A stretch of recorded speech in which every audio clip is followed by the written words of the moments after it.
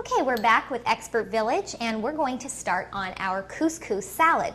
Now couscous is just a semolina pasta. You can see how fine the texture really is there.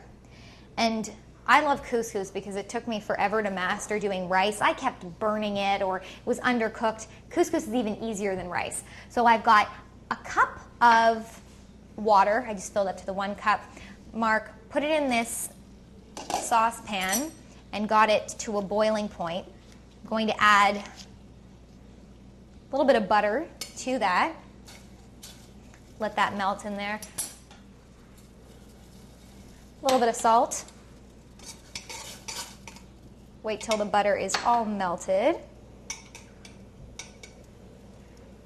And then I'm going to pour 1 cup in, mix it together, turn the heat off. So this is where I love making couscous because it's impossible to burn it. Just mix it up, cover it, walk away 5 minutes, that's all you need, and your couscous is done. We're going to fluff it with a fork, and that's going to be ready to combine in the salad.